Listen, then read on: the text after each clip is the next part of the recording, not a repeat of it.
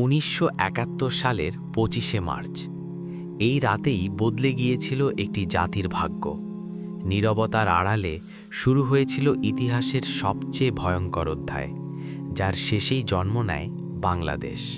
তৎকালীন পূর্ব পাকিস্তান নির্বাচনে জয় পেলেও বাঙালিদের হাতে ক্ষমতা তুলে দেওয়া হয়নি। সারা দেশে চলছিল আন্দোলন, উত্তাল জনতা, অনিশ্চিত ভবিষ্যৎ। ২৫শে মার্চ রাত গভীর হতেই ঢাকার আকাশ ভরে ওঠে গোলাগুলির শব্দে। ঘুমন্ত শহরের ওপর নেমে আসে ভয়াবহ দমনপীড়ন। ঢাকা বিশ্ববিদ্যালয়, রাজারবাগ, পিলখানা, একটির পর একটি জায়গায় চালানো হয় পরিকল্পিত আক্রমণ। এই রাতেই স্পষ্ট হয়ে যায় আর কোনো আপোষ নয়। এই রাতই বাঙালিকে শিখিয়ে দেয় স্বাধীনতা কখনো দান করা হয় না, তা ছিনিয়ে নিতে হয়।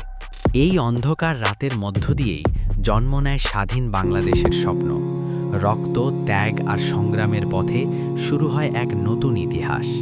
এই রাত ভুলে যাওয়া মানেই নিজের ইতিহাস ভুলে যাওয়া, কারণ এই রাত থেকেই বাংলাদেশের জন্ম।